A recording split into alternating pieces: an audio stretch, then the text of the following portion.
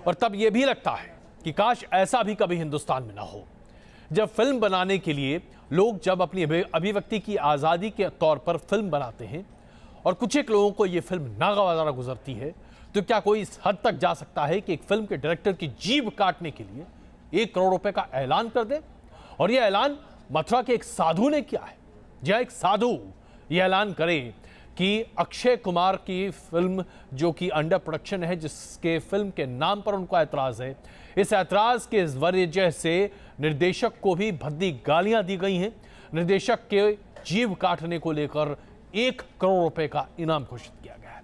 इस तरह की बेतरतीब बातें वाकई प्रदर्शित करती हैं कि कितनी संकीर्ण सोच हमारे समाज में आज भी व्याप्त है।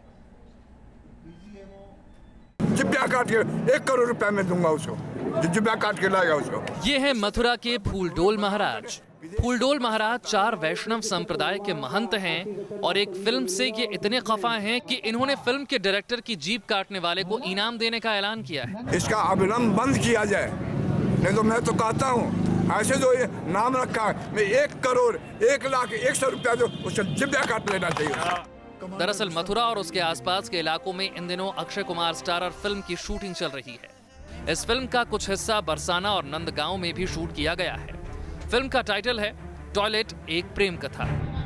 कुछ लोगों को इस फिल्म के टाइटल से नाराजगी है, जिनमें महंत फूलडोल महाराज समेत साधु संतों का एक तबका भी शामिल है। इतना ही नहीं, कुछ संतों ने यह भी कहा है कि फिल्म की कहानी में जो कुछ दिखाया जा रहा है वो ब्रज परंपराओं के खिलाफ है। हमारे विश्व की जो धरोहर है बरसाना और नंदगांव, सबसे बड़ी बात है कि यहाँ की जो परंपरा है इसको तोड़ा गया है फिल्म में। और यहाँ का ब्रजवासी, यहाँ के जितने भी लोग हैं, संत समाज है, ये बिल्कुल भी बर्दाश्त नहीं करेगा। जो यहाँ की परंपरा है 5000 साल से जो चली आ रही है, उससे छेड़छाड़ किया गया है, ये कतई बर्दाश्त नहीं करेंगे। फिल्म को लेकर विवाद बढ़ा तो फिल्म के निर्देशक नारायण राणा भी मीडिया से मुखातिब हुए। डायरेक्टर साहब ने सफाई दी कि उनकी फिल्म में ऐसा कुछ भी नहीं है जो किसी की भावनाओं को आहत करे। लोगों में अभी एक मतभेद या भ्रम या जो भी आप बोलने की है कि नंदगांव और बरसाना लड़का वहाँ का है, शादी नहीं होती, ऐसा कुछ नहीं है स्टोरी में।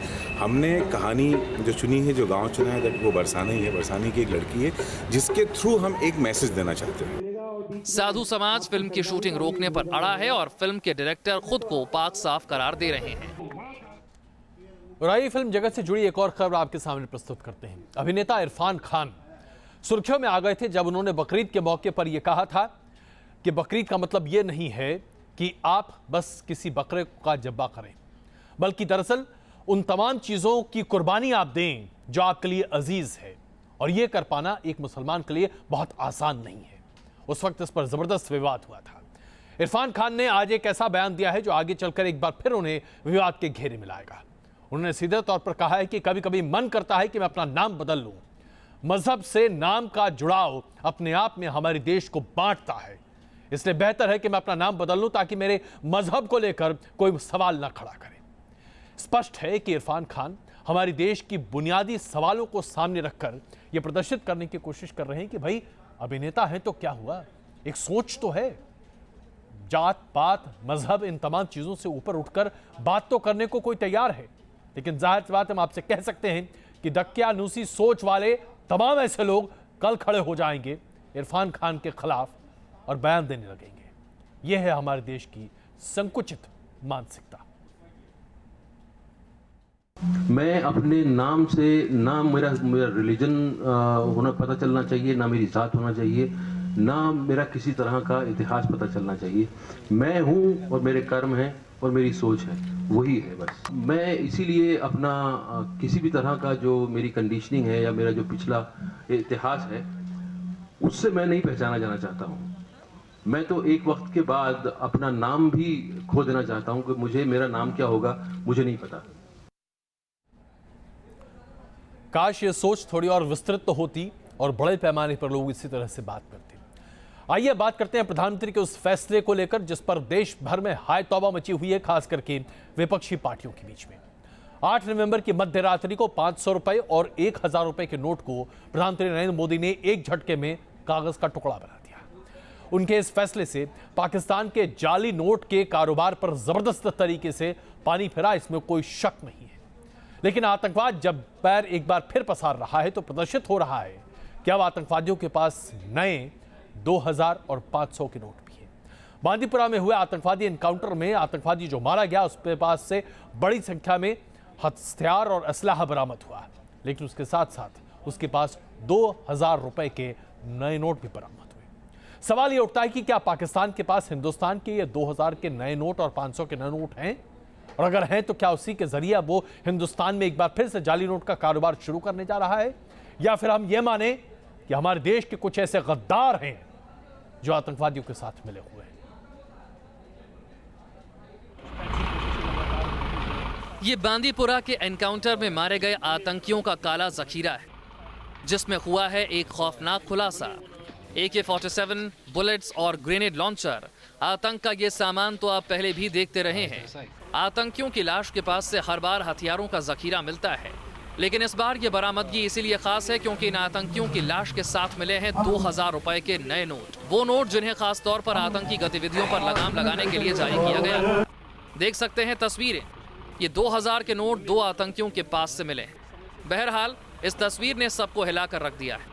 एक तरफ हिंदुस्तान में लोग इन नोटों के लिए बैंकों की लाइन में लगे हैं, वहीं दूसरी ओर आतंक के जखीरे में 2000 के नए नोटों का मिलना बड़े सवाल खड़े कर रहा है। नॉर्थ कश्मीर के बांडीपोरा इलाके में आज सुबह सवेरे मिलिटेंट्स और सिक्योरिटी फोर्सेस के बीच इनकाउंटर हुआ, जिसमें 2 लश्कर तैयबा के मिलिटेंट्स मारे गए। हमारे साथ इस वक्त कमांडिंग ऑफिसर विक्रमजीत सिंह है। सर, इन मिलिटेंट्स के बारे में आपको खबर कब मिली और कहाँ से थे मिलिटेंट्स और कौन से आउटफिट से ताल्लुक़ रखते थे? एक स्पेसिफिक इंटेलिजेंस इनपुट के आधार पर एक joint operation army, JNK police और CRPF द्वारा हाजिन विलेज के इलाके में लॉन्च किया गया। ऑपरेशन के दौरान 2 हेविली आर्म्ड टेररिस्ट को न्यूट्रलाइज किया गया है। टेररिस्ट के पास से हमें 2 AK-47 राइफल्स, एक अंडर बैरल ग्रेनेड लॉन्चर और लार्ज क्वांटिटी में वॉरलाइक स्टोर रिकवर हुआ है। दरअसल सेना को बांदीपुरा में कुछ आतंकियों के छिपे होने की खबर मिली थी। ये आतंकी बांदीपुरा के ग्रामीण इलाकों में छिपे थे और सुरक्षा बलों ने सर्च ऑपरेशन के दौरान इन आतंकियों का एनकाउंटर किया। आतंकियों के पास से तलाशी में जो बारूद का ढेर मिला है उसमें 100 के नोटों के साथ 2000 की इंडियन करेंसी भी बरामद की गई। इन दोनों मिलिटेंट्स के बारे में डिटेल्स में जो जानकारी है वो पुलिस कोशिश कर रही है सर्टन करने की कि इनकी आइडेंटिटी क्या है और किस तंजीम से ये ताल्लुक़ रखते हैं। तो ये सारी डिटेल्स पुलिस कोशिश कर रहे हैं इनको पता करने के लिए। सेना ने आतंकियों के पास से मिले नोट और हथियारों को जब्त जरूर कर लिया है, लेकिन सेना के हाथ लगे सामान में 2000 रुपए के नए नोट बड़े सवाल खड़े कर रहे हैं कि आतंकियों के पास ये नए नोट कहां से आए। Idris loan, news nation, Bandipur.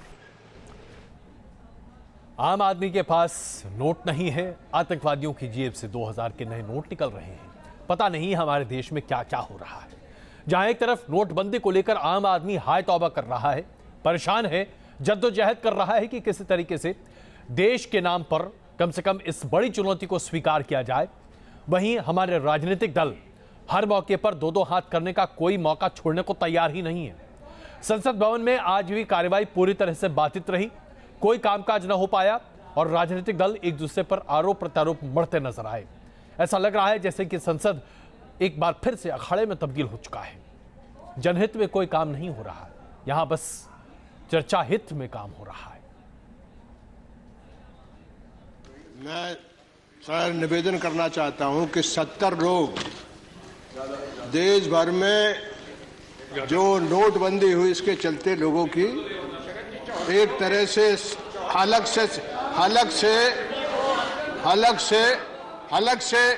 इसलिए मैं और नहीं कहना चाहता उनको भी, चूंकि ये देश के हित में फैसला है। शरद यादव जी, आपसे मेरा कहना है कि इन सारे लोगों के ऊपर कोई जो सरकार ने फैसला किया है, शरद यादव जी, आपको 10 लाख का मुआवजा देना चाहिए। राज्यसभा में विपक्ष को हमने बाय सरप्राइज ले लिया। जब उन्होंने चर्चा की मांग की तो हमने कहा तुरंत शुरू कीजिए। पूरा दिन चर्चा हुई और दूसरे दिन चर्चा कंटिन्यू होनी थी और उसके बाद उत्तर होना था सरकार की तरफ से, और कहने लायक बहुत कम था विपक्ष, और इसलिए उन्होंने रणनीति बदल ली कि रोज नए नए कारण ढूंढना कि अब हम चर्चा नहीं चाहते। मिनिस्टर को बुलाइए। हम एडजर्नमेंट मोशन चाहते हैं इसलिए कि सारे देश में गरीब लोग मर रहे हैं, किसान मर रहा है, शादियां टूट रही है, अनऑर्गेनाइज लेबर्स मर रहे हैं, प्लांटेशन वर्कर्स को मजदूरी नहीं मिल रही है, बीडी वर्कर्स और इतने लोग तबाह और तंग है। और प्राइम मिनिस्टर ने अनाउंस किया, इसलिए प्राइम मिनिस्टर आना चाहिए और वो प्रेजेंट रहना चाहिए। खड़गे को इतना ही कहना चाहूंगा, जनता का आवाज बहुत साफ है। जनता ने मध्य प्रदेश के शाहडोल में और असम में दोनों में भारतीय जनता पार्टी को जिताया, नरेंद्र मोदी को जिताया, जनादेश दे दिया। हम काले धन के खिलाफ है, भ्रष्टाचार के खिलाफ है, हम स्वच्छ भारत अभियान के साथ है। ये बता